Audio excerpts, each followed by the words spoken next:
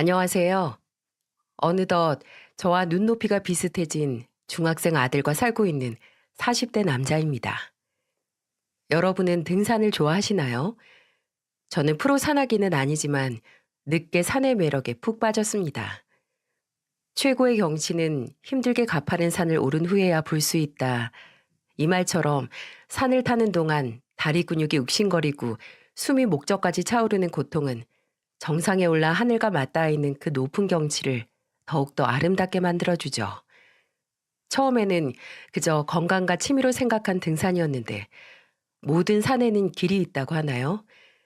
저는 등산을 하며 과거의 상처를 말끔히 해소할 수 있는 길을 발견했습니다.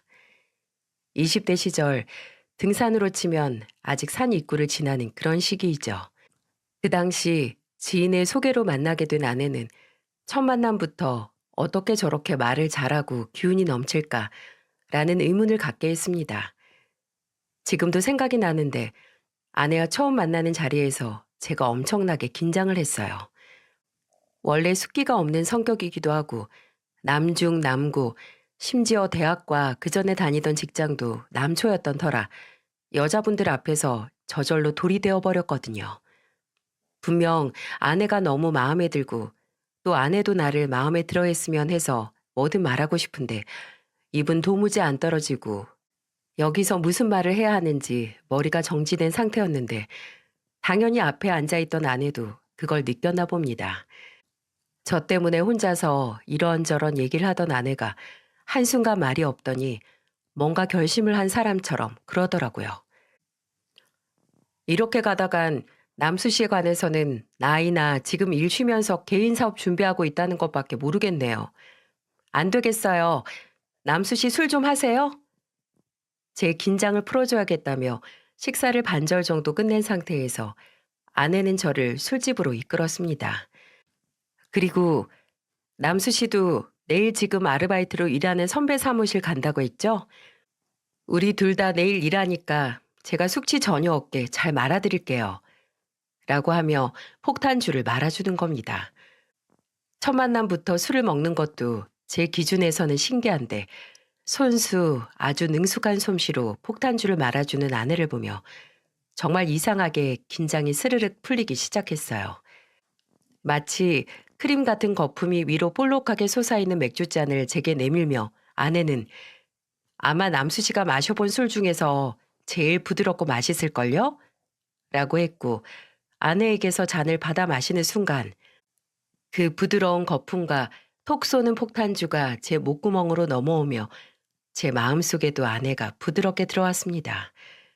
아내의 털털하고 유쾌한 성격도 물론 제가 아내를 사랑할 수밖에 없었던 이유였지만 그 당시 저는 퇴사 후 개인 사업을 준비하면서 아르바이트로 남은 자금을 모으고 있었거든요.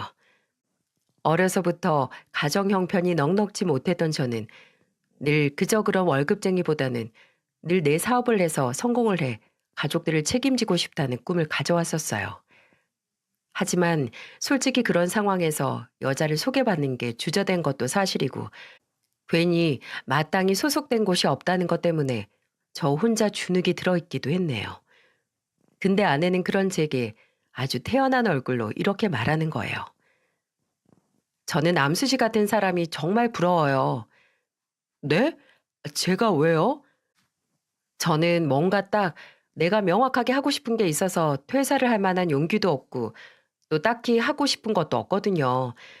워낙 뭔가 살면서 꼭 뭐가 될 거라는 원대한 포부가 없이 살긴 했는데 그냥 지금 다니는 회사에서 월급 받아가면서 적당히 하는 게 나쁘지 않지 하면서 살았는데 남수 씨처럼 목표를 위해 위험을 감수하고 용기를 낸 사람을 보니까 괜히 저도 없던 포부를 갖고 싶고 그런데요.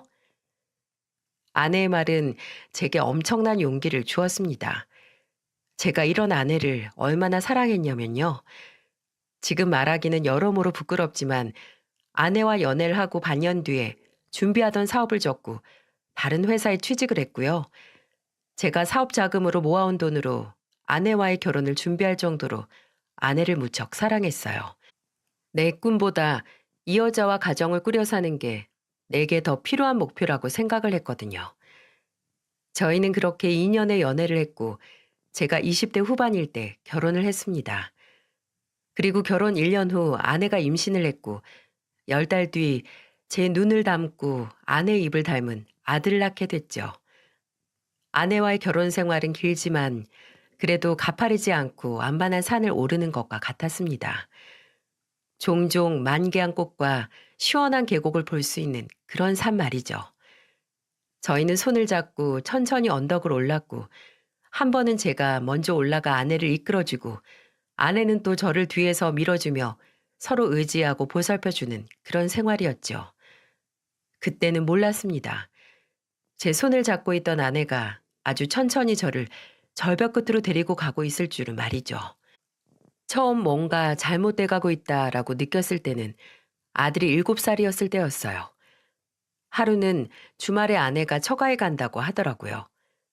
장모님과 장인어른은 수원에서 큰 감자탕집을 운영하시는데 갑자기 직원이 그 주부터 안 나가겠다고 해서 장모님께 연락이 왔다고 주말에 와서 도와주러 가야겠다고 하더군요.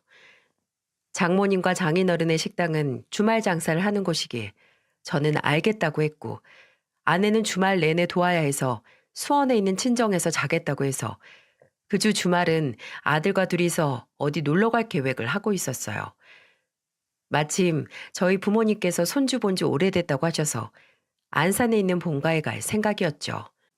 근데 아들이 친할머니, 친할아버지를 봤으니 이제 외할머니, 외할아버지를 보고 싶다고 해서 그럼 저녁에는 처가 식당에 가서 밥 먹고 식당 일도 좀 거들고 올까 해서 오후 4시 정도에 아내에게 전화를 걸었어요. 안 받더라고요. 아, 벌써 많이 바쁜가 보다 싶어서 얼른 가서 나도 일해야겠다 싶었고 아들과 함께 장모님의 감자탕 집으로 향했는데 주말이만큼 사람이 꽉 찬 식당 안에 아내는 보이지 않고 처남이 앞치마를 두른 채 있더라고요. 어? 매영, 어쩐 일이세요? 민호도 왔네? 아, 처남도 와 있었어? 아우, 생각보다 더 바쁜가 보다. 직원 한 명 그만뒀다고 하지 않았어? 맞는데 어떻게 하셨어요? 아, 주선이한테 들었지. 그래서 주선이도 주말 내내 식당 일 돕는다고 했는데 나 부모님 댁에 민호랑 갔다가 뭐 도울 거 없나 싶어서 들렀지. 근데 주선이는 누나요? 누나 안 왔는데? 순간 이게 뭐지 싶더라고요. 분명 아내가 말한 대로 식당에 일손이 부족한 건 맞는데 아내는 없다니. 처남 말로는 부모님이 누나한테 식당 일을 도와달라고 먼저 부탁한 건 맞는데 누나가 거절을 해서 본인이 와서 일을 하고 있다는 겁니다. 아내가 제게 거짓말을 한 거죠. 아니, 그냥 거짓말이 아니라 외박을 하기 위한 거짓말이었던 겁니다. 그날 무슨 생각으로 집에 왔는지 모르겠습니다. 아무것도 모르는 어린 아들을 옆에 태우고 머리가 터질 것 같았고 집에 도착해서 아직도 전화가 없는 아내에게 문자를 하나 남겼어요. 아까 장모님 감자탕 집에 들렀다고 말이죠. 다음 날 낮 1시가 되자 아내가 쭈뼛거리며 집에 들어오더라고요. 제가 왜 거짓말을 한 거냐, 어디서 누굴 만났길래 그런 거짓말을 한 거냐고 물었습니다. 그랬더니 아내는 제게 미안해서 거짓말을 했다더군요. 지훈이네 삼촌이 경기도에서 펜션을 하시는데 애들이 다 같이 모여서 가기로 했거든. 근데 나는 친구들 만나서 펜션에서 놀고 당신은 집에서 민호 보라고 하면 너무 미안하잖아. 그래도 내가 엄마 식당 가서 일한다고 하면 당신 기분이 덜 나쁠 것 같아서. 그래서 그랬어. 미안해, 여보. 아내는 정말 친구들을 만나 논 거라며 제가 원한다면 그날 모인 6명에게 모두 전화를 해서 증명하겠다고까지 했습니다. 또 펜션에서 친구들과 찍은 사진도 보여줬는데 사진 속 인물들은 모두 여자 친구들이었고요. 울먹이면서까지 미안하다고 하는 아내에게 저는 알겠다고 앞으로는 절대 선이라도 거짓말을 하지 말라고 했습니다. 오히려 거짓말인 걸 알았을 때 기분이 몇 배는 더 안 좋다고 말이죠. 그때는 내가 생각했던 최악의 상황은 아니라서 다행이라는 생각만 들었습니다. 저도 지금 이야기를 들은 여러분처럼 그때 혹시 아내가 거짓말을 한 게 불륜 때문은 아닌지 의심을 하기도 했거든요. 아마 어떻게 뻔히 눈에 보이는 증거를 보고 넘어갈 수 있냐고 답답해 하시는 분들도 계시겠지만 그때는 나와 함께 아이를 낳고 8년을 산 아내에 대한 믿음이 있었어요. 근데 그 믿음은 얼마 안 가 와장창 깨져버렸죠. 아들이 초등학교에 입학하고 나서 저는 모른 척 할 수 없는 증거를 마주하고야 말았습니다. 아내 회사는 원래 회식이 많았어요. 첫 만남부터 제게 폭탄주를 만들어 준 것만 봐도 당시 회사에서 막내나 다름없던 아내가 회식 자리에서 그런 기술을 연마할 정도로 회식 횟수가 많았던 거였죠. 그래도 한 달에 많으면 5번, 적으면 3번 정도였는데 어느 순간부터 일주일에 4번을 회식이라고 늦게 간다는 전화를 하는 겁니다. 그러다가 하루는 또 회식이라고 늦을 거라고 해서 아들이랑 밥 먹고 애 씻기고 재우고 나서 설거지한 다음에 음식물 쓰레기를 버리고 와서 자려고 했어요. 근데 설거지를 하고 한숨 돌릴 겸 소파에 앉았다가 그대로 잠깐 잠이 든 겁니다.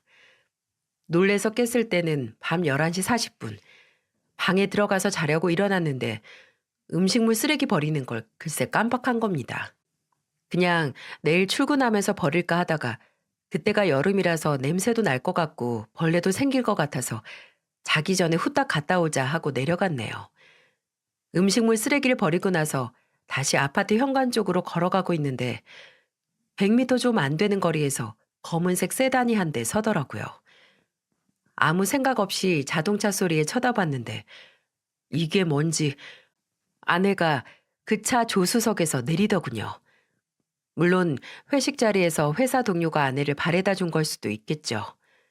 근데 떠나는 차를 보다가 돌아선 아내가 저를 발견했을 때 눈을 보고 확신을 할 수 있었습니다.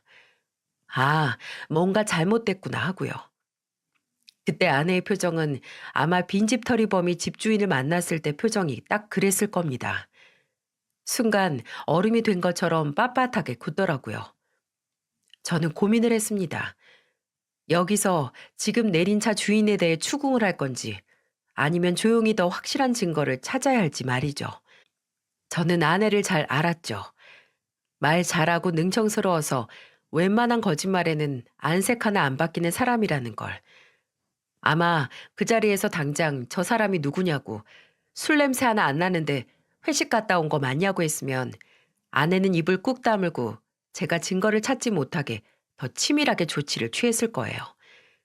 그래서 당장 아내의 먼지를 탈탈 털기 전에 태연하게 말했어요. 회사 동료가 데려다 줬나 봐? 제 말이 얼음을 깨는 땡 같았는지 아내는 멈췄던 걸음을 옮기며 어? 아, 뭐 그렇지. 라고 대답을 했습니다.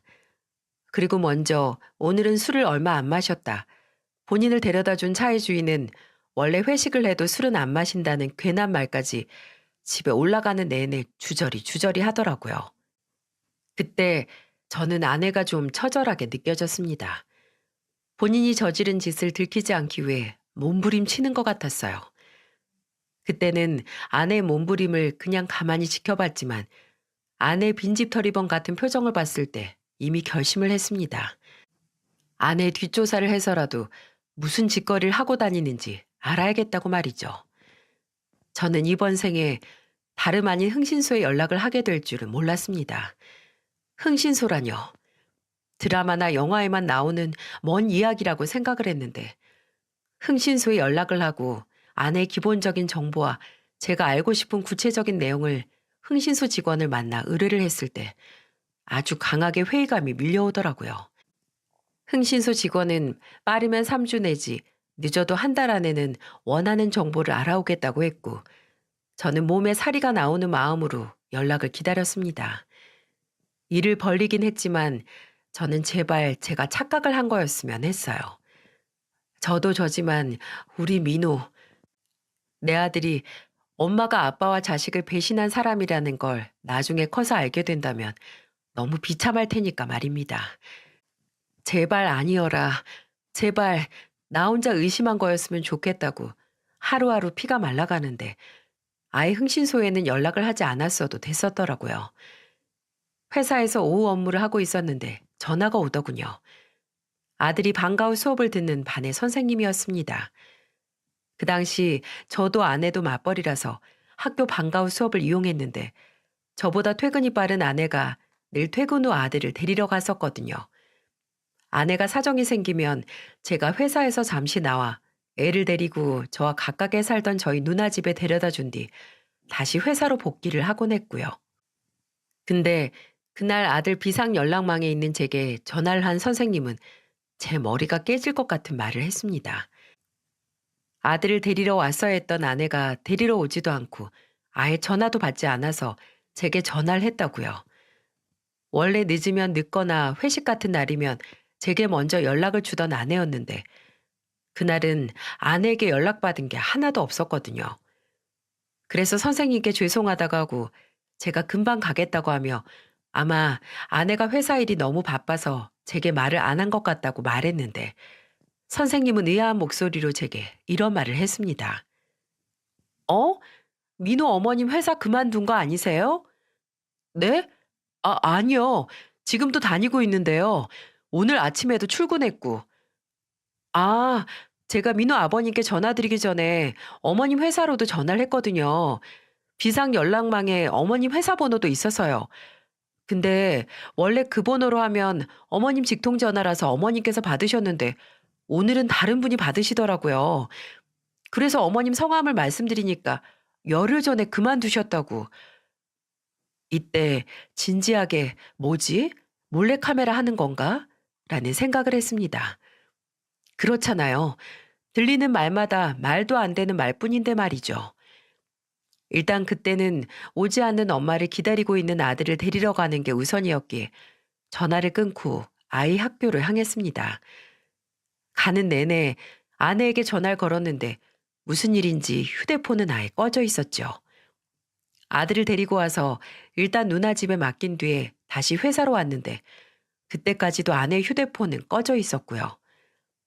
아내가 연락이 안 돼서 장모님 장인어른 처남 그리고 제가 아는 아내 친구들에게까지 다 연락을 해봤지만 아내 행방을 아는 사람은 없었고 제가 퇴근 후 아들을 데리고 집에 가고 나서야 아내에게 문자 하나가 딸랑 날아왔습니다. 거의 30줄은 넘어 보이는 그 문자 내용은 첫 문장이 이렇게 시작을 했어요. 당신이나 민호 얼굴 보면 차마 내가 말을 못할 것 같아서 문자로 대신할게. 많이 놀랐지. 나도 이렇게 하고 싶진 않았는데 이게 내가 사는 유일한 방법이라고 생각했어. 민호 아빠, 우리 이혼하자. 나 당신하고는 도저히 내 미래가 안 보여. 이렇게 매일 회사 집 다니면서 집에서는 애하고 당신만 바라보는 인생 지겹고 더 이상 이렇게 내 인생 낭비하고 싶지 않아. 그리고 앞으로 나 그렇게 살게 안 해주겠다는 사람 만났어. 나 그 사람하고 새 출발하고 싶어, 민호 아빠. 그러니까 우리 이혼하자. 나 좀 놔줘. 누가 들으면 뭐 묶어놨던 거야? 라고 생각했겠네요. 그리고 그 긴 글들 중 8개월 전 술자리 모임에서 진짜 본인의 짝을 찾았다라는 문장을 읽었을 때 주저앉고 싶었습니다. 저는 몇 날 며칠 흥신소의 연락을 기다리며 아닐 거라고, 제발 아닐 거라고 했는데 아내는 그 남자 때문에 저와 이혼까지 생각을 하고 있었네요. 근데 아내와 연락이 두절된 후에 그 와중에 흥신소에서 연락이 왔어요. 이미 알고 있듯이 아내는 바람이 나 있었고 그 상대방이라는 상간남은 미혼의 아내와 동갑이었어요. 두 사람이 가장 많이 가는 곳은 강남의 한 나이트. 짐승보다 못한 둘의 애정 행각이 장소 불문한 상태에서 찍힌 사진을 보고 그저 참담한 심정이었죠. 어떻게 이럴 수 있나. 지금까지 아내와 맺어온 그 모든 관계들이 무의미하고 제 자신이 너무 하찮고 보잘것없이 느껴졌습니다. 그렇게 아내가 잠적을 하고 며칠 뒤 아직 제 고통은 끝난 게 아니었어요. 집으로 이혼 소장이 날라온 거죠. 그냥 날 죽이려고 하는구나 싶었습니다.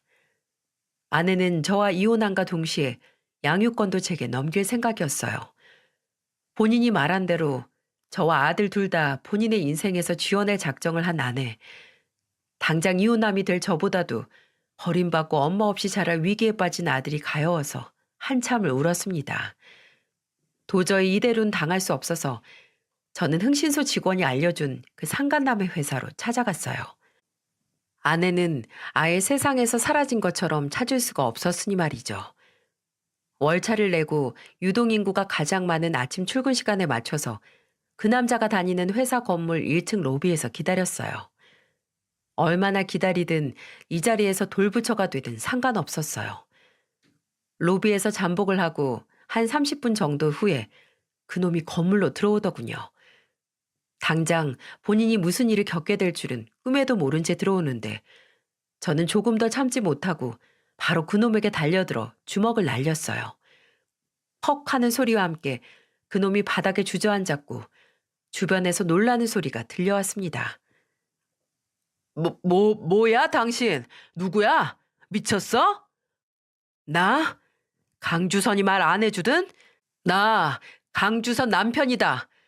네 놈이 8개월 전부터 놀아난 애 딸린 유부녀 강주선 남편이라고 내가.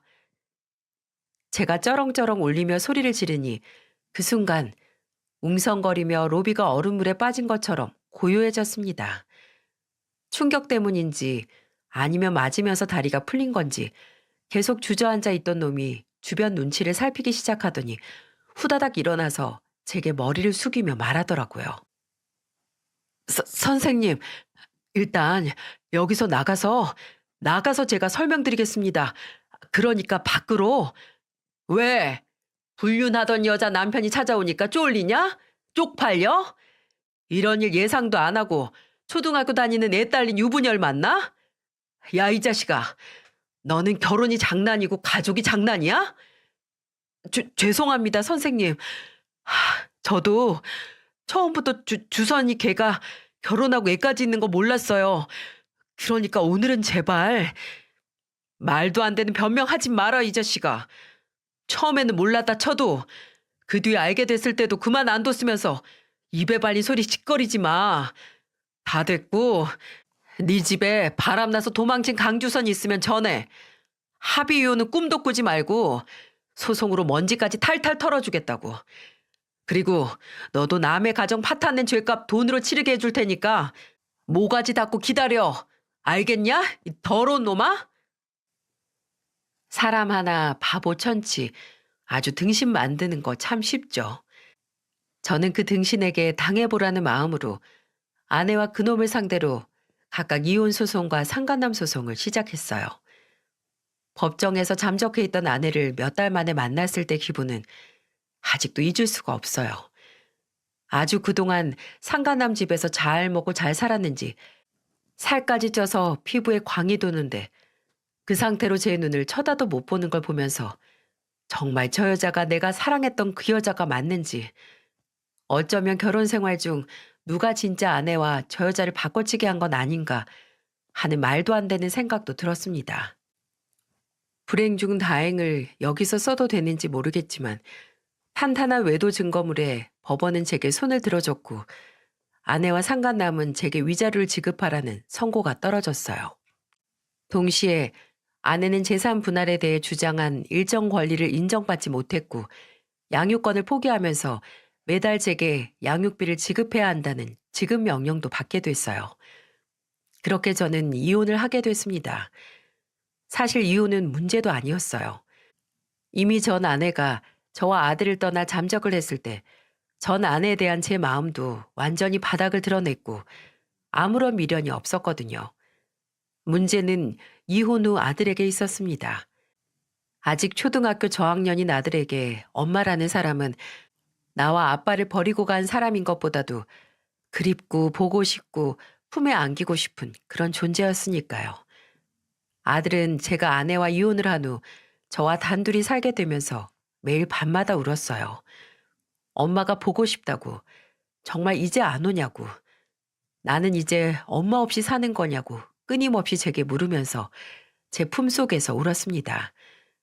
그럼 저는 그런 아들의 등을 살살 쓰다듬으면서 괜찮다고, 아빠가 있으니까 괜찮다고 하면서 아들이 울다가 지쳐 잠드는 걸 지켜봤죠. 아들이 잠에 들어 규칙적인 숨을 내뱉으면 이제 저는 아들의 숨소리를 들으면서 날밤을 새며 고민에 빠지게 되는 겁니다. 분명 이혼은 나뿐만 아니라 아들을 위한 결정이었는데 아들이 본인을 원하지도 않는 엄마 아래서 억지로 함께 살면서 자라는 것보다 나 혼자라도 온전히 아들을 사랑해주면서 사는 게 나을 거라고 생각해서 내린 결정이었는데 아들은 매일 밤마다 눈물을 흘리니 저는 제 결정에 대한 근본적인 의심을 하게 됐죠. 그래서 평일에는 거의 하루에 3시간도 못 자는 생활을 했습니다. 주말에 몰아서 쉬면 되지 않느냐고 하는 사람도 있겠지만 주말은 제가 아들에게 아빠만 있어도 괜찮다는 걸 증명하는 날이었어요. 엄마 없이 아빠와 단둘이 살아도 행복하고 즐겁다는 걸 아들에게 알려주고 싶었고 또 아들이 저와 전 아내의 이혼에 대한 우울한 마음을 잊었으면 좋겠어서 주말이면 아들을 데리고 여기저기 놀러 나가기 바빴네요. 그렇게 꼭 2달을 살다가 회사에서 과로로 쓰러졌죠. 분명 회의실에 들어가는 것까지는 기억이 나는데 순간 천장과 바닥에 뒤집히더니 눈앞이 깜깜해졌고 다시 눈을 떴을 때는 응급실 천장과 함께 누나가 보였습니다. 병원에서 보호자로 누나에게 연락을 했나 보더라고요. 누나는 한참 몸 관리를 어떻게 한 건데 픽픽 쓰러지냐, 그전보다 살도 빠진 것 같다고, 이혼한 거 티내냐고 하면서 한 차례 잔소리를 퍼부었어요. 제가 누나 잔소리를 들으며 그냥 힘없이 웃고만 있으니 누나가 그러더군요. 민호는 아직도 밤마다 우니? 그 말을 듣고 그냥 응 하고 대답을 했는데 순간 속에서 울컥하고 뜨거운 뭔가가 치밀어 오르는 것 같았습니다. 아마 그건 눈물이었나 봅니다. 누워있는 제 관자누리와 귀로 뜨거운 눈물이 주르륵 흘렀고 저는 팔로 눈을 가리면서 누나에게 말했어요. 내가 제대로 하고 있는 건지 모르겠어. 차라리 어떻게든 그 사람을 잡았어야 하나 싶고 민호가 저렇게 힘들어하는데 내가 이기적이었던 건 아닌가 싶고 앞으로도 계속 민호가 저렇게 엄마 보고 싶어하고 힘들어하면 난 어떻게 해야 될지 모르겠어, 누나. 누나는 한참 곧 40을 앞둔 동생이 우는 걸 지켜봤습니다.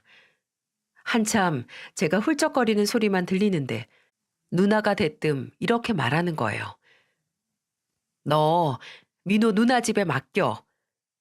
뭐? 됐어. 진경이랑 진훈이도 있는데 누나가 민호까지 어떻게 봐. 마트도 나가면서 매형한테도 죄송하고. 그럼 계속 네 몸 축내면서 살래? 너 이렇게 살다간 민호랑 오래 못 살고 어디 길거리에서 객사할 거야. 그리고 내 집에 가면 나만 민호 보는 거 아니지. 네 매형도 있고 진훈이 중학생이고 진경이도 이제 5학년이니까 나 없어도 민호 봐줄 사람 충분해. 그리고 형이랑 누나 있으면 민호도 좀 덜 외로우니까 더 빨리 회복할 수도 있겠지. 집도 가까우니까 평일에만 학교 끝나면 내 집으로 오라고 해. 그럼 진경이랑 진훈이 학원 마치고 와서 같이 저녁 먹이고 매형 시켜서 네 집에 데려다 주라고 하거나 아니면 네가 퇴근하고 데려가면 되지. 그것도 아니면 자고 가도 되고 진훈이 방에 이불 하나 깔면 되는 거니까. 너 이제 혼자야. 혼자니까 다른 사람 도움 좀 받아도 되는 거고 특히나 가족인데 뭐 어떠니? 누나의 단호한 말에 저는 염치불구하고 누나가 내미는 손을 잡았습니다. 그래도 맨입으로는 절대 우리 아들을 못 맡기고 누나에게 생활비를 보내겠다는 조건을 걸었죠. 누나가 그 조건을 수락한 후 아들은 평일에 누나 집에 가서 생활을 하다시피 했어요. 처음에는 한동안 고모네서 고모랑 고모부랑 형 누나랑 생활하는 게 어떠냐는 제 말에 아들은 울고불고 싫다고 했습니다. 아빠도 나 버리는 거야? 엄마처럼 나 버리고 가려고 고모한테 맡기는 거지. 그때 그 절교와도 같은 말을 들었을 때 얼마나 충격을 받았는지. 저는 아들을 품에 안고 절대 아니라고. 아빠가 회사 가서 같이 못 있는 동안 외롭지 않게 고모네 가서 고모네 식구들이랑 놀다가 아빠 퇴근하면 그때 같이 집에 오자고 제 기억으로는 거의 2시간이 넘게 아들에게 설명을 했던 것 같아요. 다행히 아들은 제 말을 이해했고 그 후로 평일에는 누나 집에 가서 지내게 됐는데 처음에는 적응을 잘 못했습니다.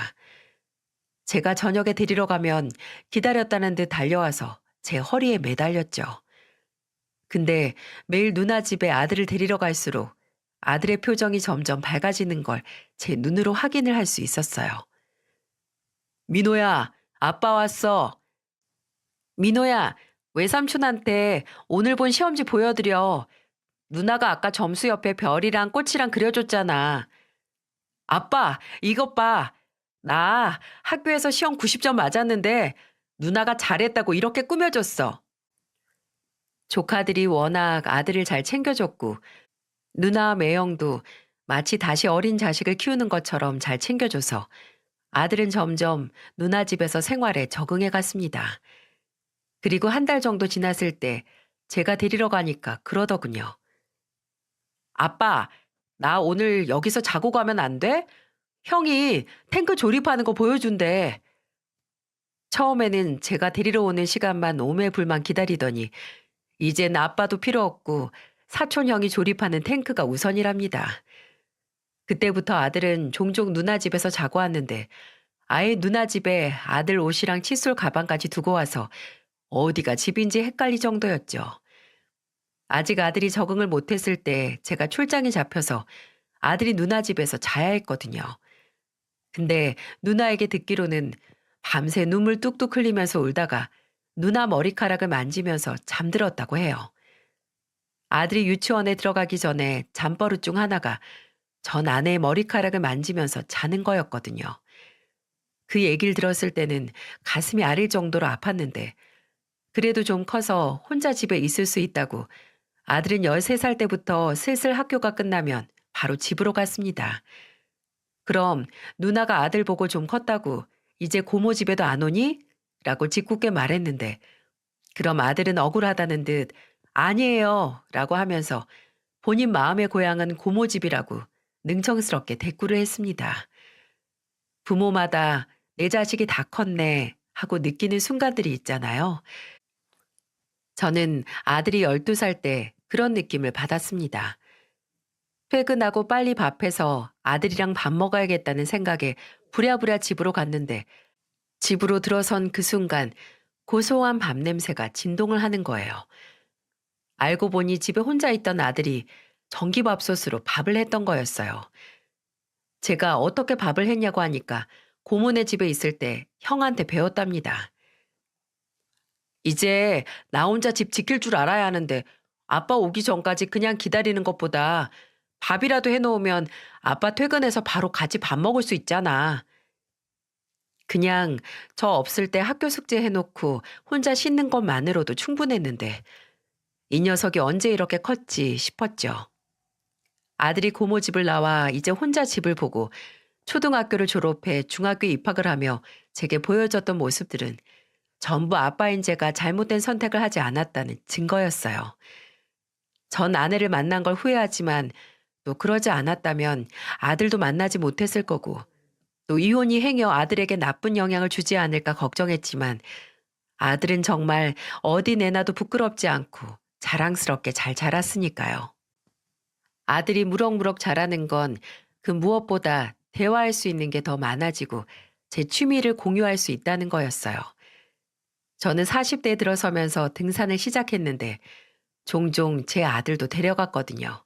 그래서 올해 1월에 새해 맞이 겸 한라산에 함께 가기로 했습니다. 개인적으로 겨울 산행이 한라산의 미관을 더욱 즐길 수 있었고 아직 아들과는 가보지 못한 산이었거든요.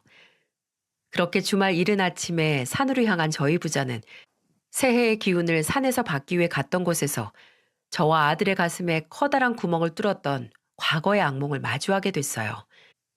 어쩌면 산 초 입구에 들어서면서부터 이상했습니다. 집을 나서던 때와 다르게 산에 도착했을 때는 날씨가 꾸물거렸거든요. 일기예보에서는 눈이나 비는 안 온다고 했지만 산의 날씨는 예상할 수 없었던 터라 아들과 저는 눈이 오기 전에 하산할 목적으로 발걸음을 재촉해 산을 올랐습니다. 헥헥거리면서도 아들과 저는 끊임없이 대화를 했어요. 아들 학교 얘기라거나 친구들 얘기, 아들이 가방에 컵라면 4개 챙겨왔으니까 아빠 먹고 싶은 걸로 골라 먹으라고 하면 저는 보온병엔 어차피 컵라면 2개 정도 분량의 물밖에 없다고 하고 아무리 제가 아들보다 등산을 오래 했어도 젊음 앞에서 경험도 빗바래더라고요. 가다가 지쳐서 아빠 버리고 먼저 가라고 하면 아들은 지금 쉬면 나중에 더 힘들 거라고 하면서 저를 일으켜 뒤에서 등을 밀어주기도 했습니다. 그렇게 한참을 시시콜콜한 이야기도 하고 헥헥거리는 거친 숨소리만 내면서 걷기도 하다가 드디어 저희 부자는 정상에 올랐습니다. 숨도 차고 감동도 벅차올라서 아들과 저는 꼭 껴안고 정상에 오른 기쁨을 나눴죠. 사진도 찍고 제가 아들에게 남들보다 더 높이 올라가라고 하면서 업어주면 아들도 저를 업겠다고 하다가 눈 바닥에 넘어지기도 했고요. 한참을 서로 장난치다가 고지에 다다랐다는 생각에 긴장이 풀려서 배가 고프더라고요. 그래서 아들이 챙겨온 컵라면에 보온병에 든 뜨거운 물을 부어서 컵라면으로 자축을 했습니다. 그렇게 정상 위에서의 만찬을 끝내고 쓰레기를 챙겨서 하산을 하려고 하는데 가방을 다시 둘러매던 아들이 굳은 얼굴로 가만히 한 곳을 뚫어져라 쳐다보는 겁니다. 민호야, 이제 내려가자. 민호야? 제 목소리는 마치 아예 들리지 않는다는 듯 마치 홀린 것 같은 표정이었죠. 아들은 제가 등지고 있는 방향을 보고 있었는데 아까부터 제 뒤에서 크게 깔깔거리는 소리가 들려와서 속으로 웃음소리 되게 크네 라고 생각은 하고 있었거든요. 혹시 시끄러워서 쳐다보나 싶어서 저도 아들이 보고 있던 방향으로 고개를 돌렸는데 저는 아직도 그 순간을 잊을 수 없습니다. 라면 국물이 들어가서 좀 뜨뜻해진 속이 얼음장처럼 차가워지는 기분이었어요. 아들이 굳은 얼굴로 쳐다보던 곳에는 50대로 보이는 남자와 40대로 보이는 여자가 있었는데 둘이 연인인 듯 팔짱을 꼭 끼고 있거나 여자가 포즈를 취하면 남자가 사진을 찍어주고 있었어요. 특히 여자가 남자 옆에 붙어서 연신 깔깔거리는 높은 목소리로 웃고 있었는데 그렇게 웃고 있는 그 여자 절대 잊을 수 없는 얼굴이었어요. 분명 살집이 더 붓고 주름이 생기고 머리 스타일이 바뀌어 있었지만 절대 몰라볼 수가 없는 얼굴이죠. 그 여자는 다름 아닌 7년 전 나와 내 아들을 버리고 간 사람. 네, 바로 제 전 아내였어요. 믿어지시나요? 시간이 멈추는 것 같은 기분이 이거구나 싶더라고요. 순간 이게 꿈인지 현실인지 산이라서 내가 여우한테 홀렸나 싶을 정도로 비현실적인 상황에 굳어 있었는데 그때 옆에 있던 아들이 제 팔을 붙잡으며 말했어요. 아빠, 가자. 그냥 가자. 귀신을 마주한 것처럼 사색이 된 아들이 제게 부탁을 하는데 그 순간 차갑게 식었던 속에서 열이 나는 겁니다. 내 아들이 무슨 잘못이 있다고 저렇게 도망가고 싶어 하는지 여기서 누가 죄인인데 진짜 죄를 지은 사람은 까르르 웃고 있고 피해자가 자리를 피해야만 하나 하는 마음에 이를 갈았습니다. 저는 제 팔을 붙들고 있던 아들 손을 한번 꽉 잡은 채 바퀴벌레처럼 붙어서 좋아하고 있는 연인들 곁으로 성큼성큼 다가갔어요. 제가 가까이 갔음에도 둘은 저를 그냥 지나가는 등산객이라고 생각했는지 보지 않았고 저는 휴대폰으로 사진을 찍고 있던 그 여자, 제 전 아내의 이름을 크게 불렀어요. 야, 강주선! 살짝 메아리가 울릴 정도로 큰 소리에 전 아내는 놀란 표정으로 고개를 돌렸고 이내 아들이 지 엄마를 보고 사색이 됐던 것처럼 하얗게 질린 표정이 돼선 입술을 파르르 떨었어요. 옆에 있던 남자도 저를 보고 있었는데 의아함과 동시에 인상을 쓰며 전 아내보다 먼저 입을 열었죠. 누구시죠? 아, 안녕하세요. 저 주선이랑 오래전부터 아는 사이입니다. 오랜만이다, 강주선. 근데 표정이 왜 그래? 야, 섭섭하다. 오랜만에 만난 사람 얼굴 그렇게 사색이 돼서 볼 필요 있어? 주선아, 정말 아는 사람이야? 아니, 아니야. 난 기억 안 나는데. 그냥 몇 번 보고 만 사람 같은데 굳이 아는 척 할 필요 없어, 오빠. 우리 그냥 내려가자. 급하게 지 남자를 챙겨서 가려는 전 아내의 모습에 코웃음이 나오더라고요. 그 절박한 모습을 보고 확인 사살을 날렸어요. 너한테는 8, 9년 동안 한 지붕 아래서 산 게 아주 잠깐인가 봐. 그래도 한때는 서류로 묶여있던 관계인데 강주선 여전히 매정하네. 8년이라고요? 주선아, 저게 무슨 소리야? 8년을 한 지붕 아래서 살았다고? 아니라니까. 난 기억도 안 나, 오빠. 오빠, 그냥 내려가자고 좀. 딱 봐도 제정신 아닌 것 같은 사람 뭐하러. 엄마. 그때였어요. 아내가 어떻게 해서든 그 남자를 붙들고 자리를 뜨려고 하는 순간 멀찍이 떨어져 있던 아들이 다가와 전 아내를 부른 겁니다. 엄마라고요. 당황해서 뒤에 있던 아들을 못 본 건지 아들의 얼굴을 본 전 아내는 사색이 되다 못해 얼굴이 파랗게 질렸고 등신처럼 헙하고 숨을 들이쉬더니 아무 말도 못하고 그대로 굳었습니다. 그리고 엄마라는 말에 반응한 건 전 아내뿐만이 아니었어요. 그 남자가 전 아내와 제 아들을 번갈아 보면서 쳐다보면서 허탈하다는 듯한 목소리로 말했습니다. 허, 엄마? 지금 내가 들은 게 맞지? 저 애가 주선이 너한테 엄마라고. 맞아? 전 아내는 무건 시위를 하는 것 마냥 입을 꾹 다물었어요. 그래서 전 아내가 해야 하는 말을 제가 대신했죠. 제 아들 주민호입니다. 그리고 부끄럽지만 거기 있는 강주선 아들이기도 하죠.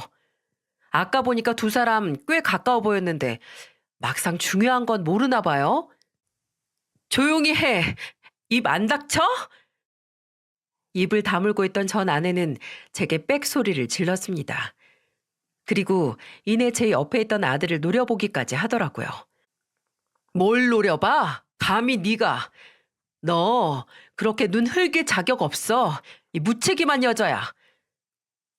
전 아내와 저 사이에는 일촉즉발 서로 잡아먹을 듯한 분위기가 감돌았고 그때 불현듯 제 앞으로 온 그 남자는 제게 명함 하나를 내밀며 말했습니다. 뭔지 모르지만 여기서 할 얘기는 아닌 것 같고 혹시나 할 말이 더 남았으면 여기로 연락 주세요. 꼭. 오빠, 지금 뭐 하는 거야? 명함을 왜 줘, 명함을. 남자가 제게 찔러주는 명함을 보던 전 아내가 경기를 일으키듯 소리를 질렀고 남자는 그런 아내를 흘끗 보더니 혼자서 산을 내려갔습니다. 전 아내는 그런 남자를 부르며 쫓아갔는데 그 전에 저와 아들을 날카롭게 째려보고 갔죠. 마치 잠깐 잠들었다가 꿈을 꾼 기분이었어요. 생각해보면 몇 분 안 되는 상황이었는데 온몸에 힘이 쭉 빠지더라고요. 그날 아들과 저는 산을 내려와 집으로 오면서 별다른 말은 하지 않았어요. 크면서 의식적으로 엄마 얘기를 피하던 애가 얼마나 놀랬을까. 아들은 집에 도착해서 피곤하다고 씻고 바로 방에 들어갔지만 바로 잠든 건 아닌 것 같았습니다. 저도 그랬거든요. 일부러 빨리 잠자리에 들었는데 잠은 오지 않았습니다. 그리고 그때 그 남자가 줬던 명함이 생각이 났어요. 다 하지 못한 말이 있다면 연락을 하라고 했었죠. 그날 아들이 우리를 버리고 간 엄마가 다른 남자 휘낙낙 웃고 있는 걸 보고 무슨 생각을 했을까 싶으면서 어쩌면 그날 하필 산에서 전 아내를 만난 게 다른 의미가 있지 않을까 싶더라고요. 그래서 11시가 다 되어가는 시간, 저는 명함에 적힌 번호로 전화를 걸었어요. 그리고 마치 기다렸다는 듯 바로 남자가 전화를 받더군요.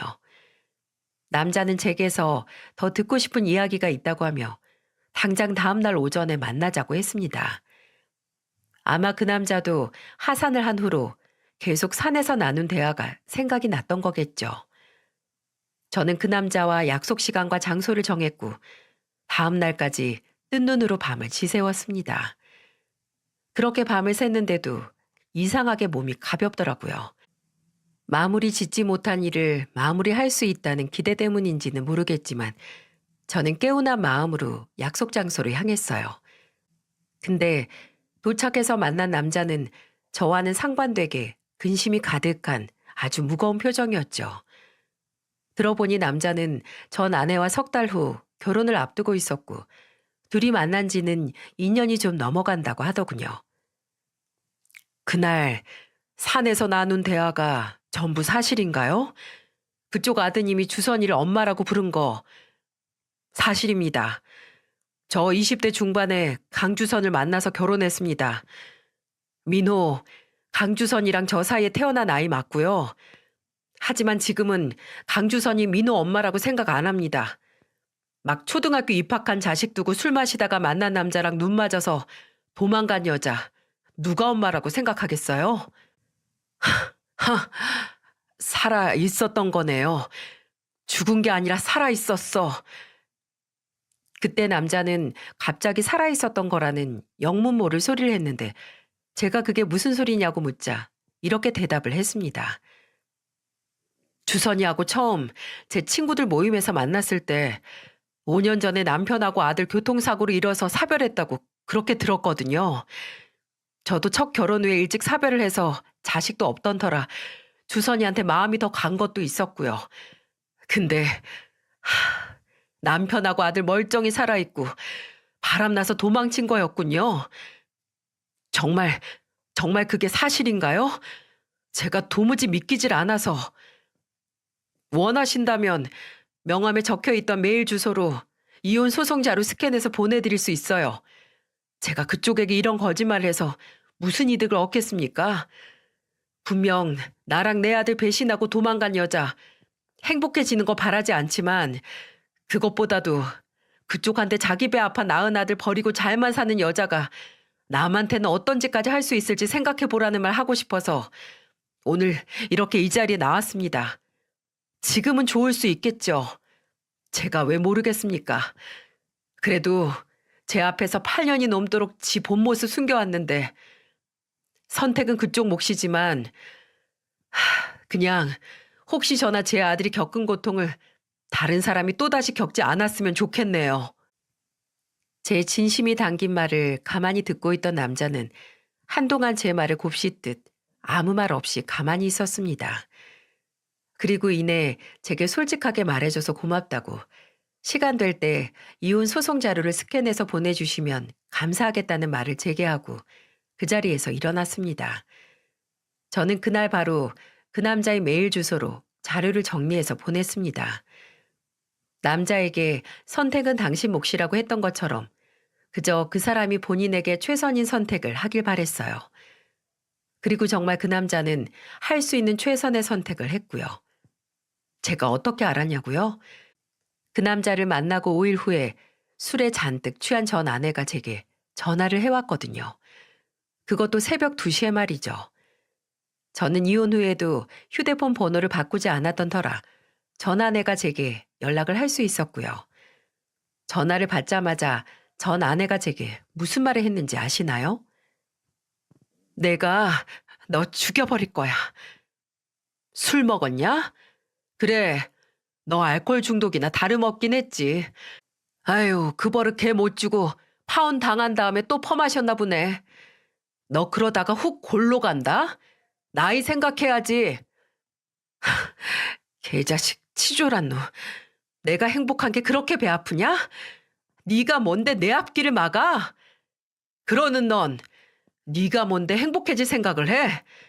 민호가 너 때문에 울었던 거 생각하면 고작 파혼당한 걸로 모자르지. 너는 내 아들이 흘린 눈물에 수장당해도 호상이야. 알아? 몇 년이 지났는데 아직도 날 원망해. 당신 이거 집착이야, 집착. 당신 민호랑 잘 살잖아.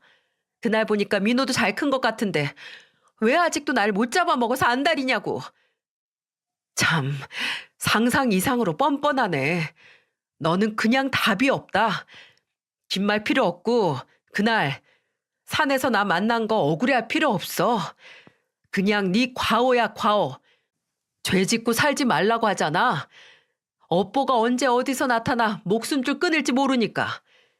네 과오 진심으로 용서 빌지 않고 인정도 안 한 너한테 이런 일이 일어난 건 어찌 보면 당연한 거야. 그래, 그래, 그래, 내가 미안하다고. 내가 잘못했어. 그러니까 이제라도 당신이 오빠한테 가서 다 거짓말이었다고. 전부인인 내가 미워서 복수한 거라고 말해. 내가 가서 무릎이라도 꿇고 당신이나 민우한테 사과할 테니까 당신도 제발 우리 오빠한테 가서 말하라고. 하, 내가 왜? 나한테 너 같은 쓰레기 그 남자한테 엮어주고 업보 쌓으라고? 됐어. 그런 짓 무서워서 못하지. 그리고 너 무릎 꿇고 있는 꼴이 뭐라고 나나 우리 민호가 그걸 봐야 하냐? 그딴 거 아무 의미 없으니까 다 포기하고 앞으로 연락하지 마라. 너는 나나 민호 인생에 아예 사라져주는 게 네 업보 조금이라도 용서받는 길이니까. 전 아내의 절규와 같은 목소리를 들으며 전화를 끊었고 바로 번호는 차단을 했습니다. 그리고도 한동안 잠이 안 와서 거실로 나와서 물 한 잔 마시고 있는데 아들이 방에서 나오더라고요. 제가 통화하는 소리를 들은 건지 차분한 얼굴로 와서 제 옆에 앉더니 아무 말 안 하고 그냥 있었습니다. 아들은 아무 말도 하지 않았지만 저는 아들이 제게 무슨 말을 하고 싶은지 알 수 있을 것만 같았어요. 이제 더 이상 과거에 발목 붙잡혀 있지 말라고요. 이혼 문제로 본인에게 그만 미안해하고 아빠도 마음의 짐을 버리라고 말해주는 것 같았습니다. 정말 언제 이렇게 잘한 걸까요? 자식들은 정말 어제까지만 해도 뒤돌면 부모만 찾는 철부지였다가도 다음 날이 되면 어느 순간 부모를 걱정하는 든든한 존재가 되는 것 같아요. 그래도 지금은 부디 아들이 천천히 자랐으면 좋겠습니다. 조금 더 천천히 자라서 늦게 어른이 됐으면 해요. 그래야 이 아빠를 더 의지해주고 저도 그런 아들에게 있는 미안한 마음을 더 빨리 털어낼 수 있을 것만 같으니 말이죠. 세상의 모든 부모님과 그리고 그 자식들이 말하지 않아도 서로의 마음을 이해하고 오늘 싸워도 내일은 또다시 웃으면서 서로를 그렇게 안아주는 그런 하루를 보내길 바라는 마음으로 사연을 마무리하도록 하겠습니다. 긴 사연 끝까지 들어주셔서 감사합니다.